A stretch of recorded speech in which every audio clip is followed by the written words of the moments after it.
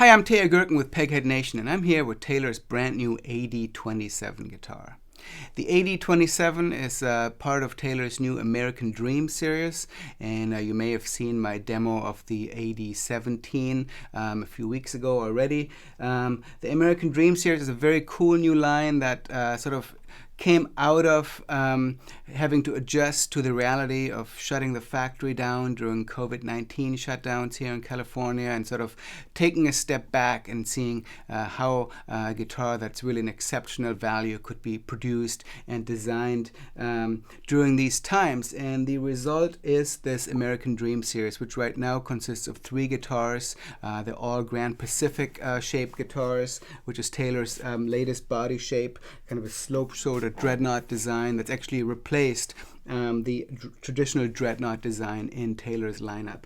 So this particular guitar is the AD27, and American Dream, by the way, refers back to the original Taylor shop. It was sort of a luthier cooperative in San Diego that Bob Taylor got his start in, and that he and his partner Kurt Listock ended up purchasing and turned into Taylor guitars. All this is back in the early 70s, and it's a beautiful way to kind of remember that time and the challenges that Taylor faced back in the very early days, and how they're reflected and sort of looked back upon during the current day challenges that the company has been facing. So the AD27, as you can probably tell, uses a hardwood top. It's a mahogany top. And it's only the second Grand Pacific model that is outfitted with a hardwood top. Most of them are spruce tops. You may have seen my demo of the 327e, which also has a mahogany top. In the case of this guitar, the back and sides are sapele, and I should mention that all the woods on this guitar are solid. So it's an all-solid wood guitar, and it's made in Taylor's main factory in El Cajon, California, whereas the 100s and 200s and babies and GS Minis are all made in their secondary factory in Tecate, Mexico. So what Taylor has done with these is really taking a look at creating a stripped-down design that could be produced in El Cajon at a great value. And as we saw with the AD17, I think they've done a remarkable job with this.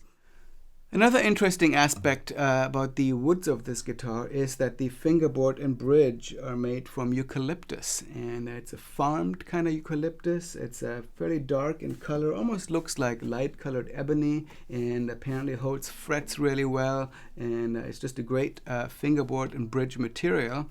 And so it's really nice to see Taylor kind of expanding out of their use of ebony for all their fingerboards to try some different materials on these new American Dream guitars.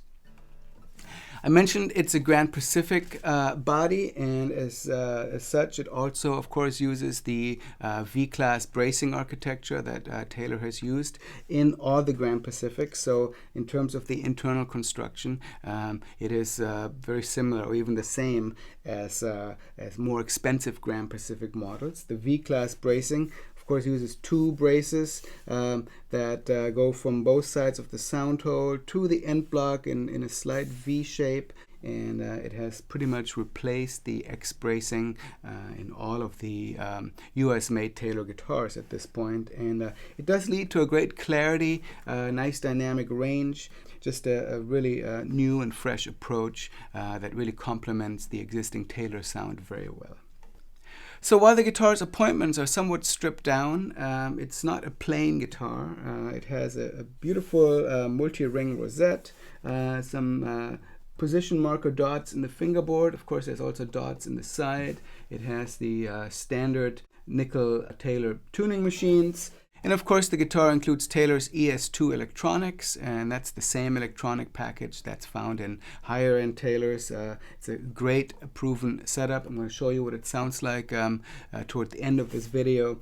But it really adds the value to the guitar, which is quite a bit more affordable than other US-made Taylors, and yet really provides the same on-stage sound that you can get with a lot of the other Grand Pacific guitars.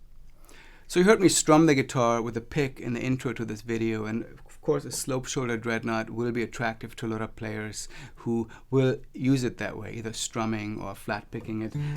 But the guitars are quite versatile. Let me show you what it sounds like played fingerstyle. I dropped my low string down to a D now, and we'll just show you what it sounds like played a little softer, like this.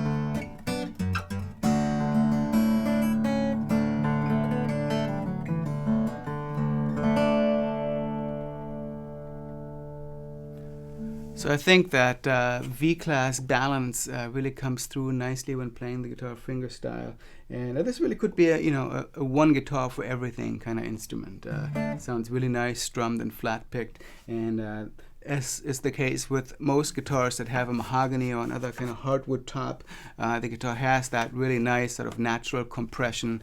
Might not have the big dynamic range you get with a spruce top, but it's got a certain kind of dynamic quality that really works well for different styles, and it's a different voice than you would get with a spruce top, and a lot of players find that it really complements their playing style. And it seems to work particularly well with the slightly larger Grand Pacific guitars. I think they have a very nice sound with the hardwood tops. So I mentioned the guitar has the ES2 electronics with the standard controls here in the upper bout, controls for volume and bass and treble right here. The pickup is mounted behind the saddle. There are 3 pickup elements, the piezo elements mounted behind rather than under the saddle. That's sort of the trick to the Taylor ES2 system, and it's unique that way. There's battery access in the end block of the guitar along with a strap button. And yeah, I'm going to go out showing you what it sounds like played through my Fishman Loudbox mini amplifier here, and I hope you come back here to Peghead Nation for more of our gear demos. Definitely check out these new American Dream guitars at your Taylor dealer, and yeah, we hope to see you soon. My name is Teja Gerken.